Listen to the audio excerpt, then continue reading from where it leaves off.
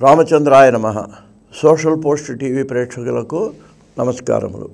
గతంలో కౌసల్యాదేవి రాముడిని ఎలా ఆశీర్వదించిందో చెప్పాం. ధర్మత్వం అభిరక్షతు అని చెప్పాం. ఇక్కడ ఆ తర్వాత లక్ష్మణుడితో చెప్పాడు రాముడు వెళ్ళి, నాయనా నేను ఇలా అరణ్యవాసానికి వెడుతున్నానంటే నేను వస్తాను అన్నాడు. నేను వస్తానంటే వద్దురా నువ్వు కాదంటే కాదు, ఆయన వదిలిపెట్టి ఎలా ఉంటాడు, ఆదిశేషు అవతారం, ఆయన అన్యోన్య సంబంధం, ఈయనకు ఆయన సేవ చేయటం వలన రాముడు మనకు వాళ్ళు పెద్దవాళ్ళు అంటుంటారండి. త్రేతాయుగం వచ్చేటప్పటికి ఈ లక్ష్మణుడేమో బలరాముడుగా పుట్టి రాముడేమో కృష్ణుడిగా పుట్టాడు. అంటే మారింది అక్కడ. అంటే లక్ష్మణుడేమో పెద్దవాడైనాడు, రాముడేమో చిన్నవాడైనాడు కృష్ణుడి యొక్క రూపంలో. అప్పుడు అన్నగారికి ఈ లక్ష్మణుడు చేసిన సేవను కొంతవరకు అక్కడ అన్నగారిని గౌరవించి అన్నగారి మాటని ఎదిరించకుండా విన్నాడు అనేది కూడా మన పెద్దవాళ్ళు చెప్తూ ఉంటారండి. అందువలన ఇక్కడ లక్ష్మణుడు అసలు వదలడు. అసలు అదే కదా చిన్నప్పటి నుంచి కూడానండి. సుమిత్ర సంతానం వీళ్ళెవరు, లక్ష్మణ శత్రుఘ్నులు. అయితే ఎప్పుడు కూడా ఈ లక్ష్మణుడేమో రాముడితో పాటే కలిసి తిరుగుతుండేవాటండి. భోజనం చేసినా, బయటికి వెళ్ళినా, తిరిగినా, ఎక్కడికి వెళ్ళినా వెళ్ళేవాట. ఈ శత్రుఘ్నుడు భరతుడితో పాటు ఇద్దరు జంటలు అనమాట. భరతుడు మేనమావ ఇంటికి వెడితే శత్రుఘ్నుడు లేడారు. అసలు అతనికి ఏమిటి సంబంధం, ఏమీ లేదు, అతనికి బంధువు కాదు. అయినా సరే శత్రుఘ్నుడు ఎక్కడికి వెడితే, భరతుడు ఎక్కడికి వెడితే అక్కడికి శత్రుఘ్నుడు. ఇక విశ్వామిత్రుడు వచ్చాడు.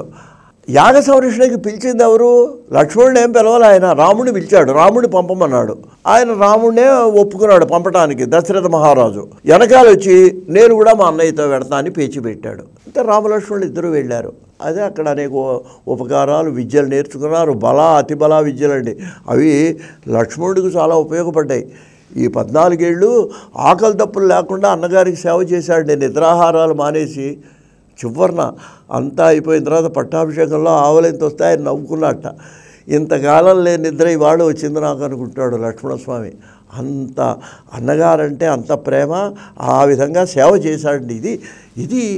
ఇది కూడా మన రామాయణంలో నేర్చుకోవాలి. అన్నదమ్ములు ఎలా ఉండాలి, అసూయ ద్వేషాలా, లేకపోతే ఏదో చిన్న చిన్న ఆస్తుల దగ్గర తగాదాలకి ఏదో నువ్వెంతంటే నువ్వెంత అనుకోవటం, ఇవన్నీ ఏంటంటే స్వార్థబుద్ధి వల్ల, ఇవన్నీ అసూయ వలన, స్వార్థం వలన, సంకుచిత భావాల వలన ఇవన్నీ వస్తాయి. మరి వాళ్ళు అసలు సంబంధం లేదు. రాముడు అడవికి వెళ్ళమని ఆవిడ అడిగితే ఈయన కూడా పక్కన తయారైనాడే. తయారవటం అంటే ఎలాగా? అబ్బాయి లేకపోతే ఒకే మాట అన్నాడండి, నువ్వు రావద్దు నాతో ఉండమంటే ఒక్క ఉదాహరణ చెప్పాడండి లక్ష్మణుడు. మనం రామాయణంలో గమనించాలి. అన్నయ్య నువ్వు ఉండిపోతే ఉంటాను, కానీ నీళ్లలోంచి తీసి బయటపడేసిన చేప గిలగిల్లాడిపోయి ఎంతసేపు ఉండి తర్వాత మరణిస్తుందో నేను అంతసేపే బతుకుంటాను.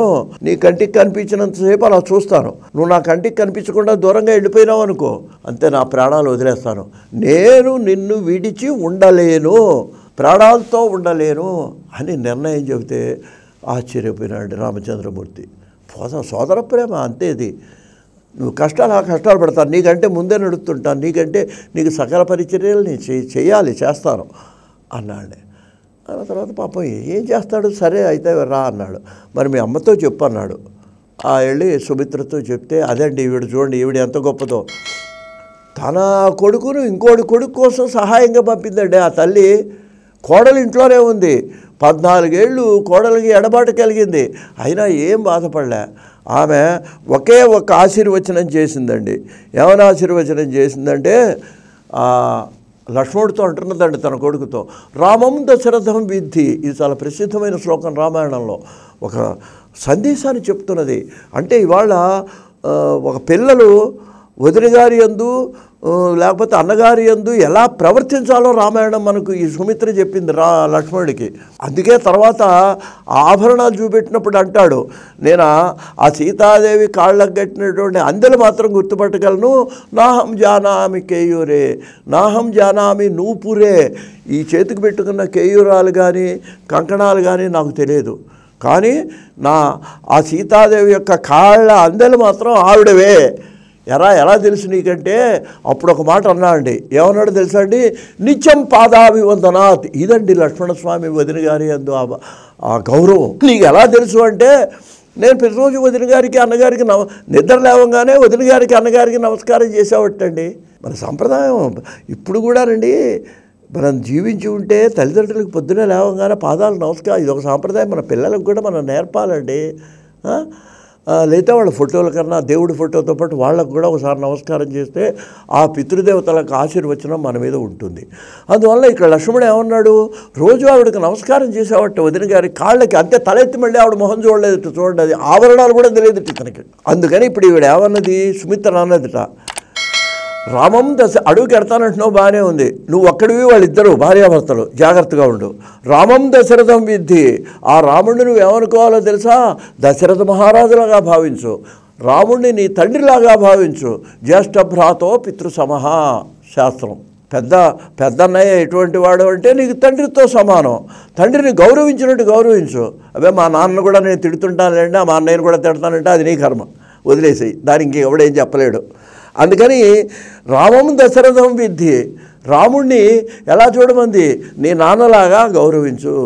రామం దశరథం విద్ధి మాం విద్ధి జనకాత్మజాం, పక్కన మీ వదిన గారు సీతాదేవి, ఆవిడని ఎలా చూడాలి, మాం విద్ధి. సంస్కృతంలో మాం అంటే నన్ను వలే, నన్ను నువ్వు ఎలా గౌరవంగా తల్లిని చూస్తున్నావో తల్లిలాగా చూడు నీ వదిన గారిని. ఇక్కడ ఇంకో అర్థం కూడా ఉందండి. సంస్కృతంలో మా శబ్దానికి లక్ష్మీదేవి అని కూడా అర్థం ఉంది. ఒరే నాయన, నువ్వు నాకు అన్నీ తెలుసు, నువ్వు ఆదిశేషువే, ఆయనేమో శ్రీ మహావిష్ణువు, ఆవిడ లక్ష్మీదేవి. అందువల్ల అదోసారి జ్ఞాపకం పెట్టుకో. ఆవిడ ఎవరు అనుకుంటున్నావు, మాం విద్ధి. ఒక అర్థమేమో నాలాగా తల్లిలాగా చూడమని, రెండో అర్థం ఏంటంటే మా అనేదానికి లక్ష్మీదేవి, ఆవిడెవరో కాదు, సాక్షాత్తు లక్ష్మీదేవి ఆవిడ సీతాదేవి. మాం విద్ధి, లక్ష్మీదేవిలాగా గుర్తించు ఆవిడ్ని. మాం విద్ధి జనకాత్మజాం. ఆ తర్వాత అయోధ్యామటమీం విద్ధి, ఆ అడవిలోకి ఎడుతున్నావు, ఆ అడవినే అయోధ్యలాగా అనుకో. అక్కడేమీ పట్టణంలాగా ఏం సౌకర్యాలు ఉండవు, అయినా సరే నువ్వు వాళ్ళకి సేవ చేయి. కావాలని ఎడుతున్నావు నువ్వు, నేనేం మేము పంపటంలే, నీ అంతటి నువ్వు ఎడుతున్నావు. అయోధ్యామటమీం విద్ధి గచ్చ తాత యథాసుఖం. నాయనా జాగ్రత్తగా వెళ్ళరా. ఇక్కడ గచ్చ తాత అన్నాడు. తాత అంటే మనకు సంస్కృతంలో తెలియక తాతగారు అనుకుంటాం. సంస్కృతంలో తాత అనే మాటకు నాయన అని అర్థం. తెలుగులో తాతకు రెండు అర్థాలు. తెలుగులో తాత అయితే తాత మనవడు, సంస్కృతంలో తాత అనే మాటకు చాలా చోట్ల వస్తుంది సంస్కృత భాషలో. ఆ తాతకి నాయన అని అర్థం. గచ్చ తాత, ఓ నాయన యథాసుఖం, జాగ్రత్తగా వెళ్ళరా. ఇది సుమిత్ర ఆశీర్వచనం అండి. ఎవరండి తల్లులంటే అలా ఉండాలండి. ఇదంతా రామాయణం వల్ల మనకి ఇచ్చేటువంటి సందేశం. మరొకసారి చెప్తాను ఆ శ్లోకం. అయ్యా ఏమన్నది, మొట్టమొదటి ఏం చెప్పిందంటే, రామం దశరథం విద్ధి మాం విద్ధి జనకాత్మజాం అయోధ్యాం వటమేం విద్ధి గచ్చతాత యథాసుఖం అని చక్కని సందేశం ఇచ్చింది సుమిత్ర. స్వస్తి.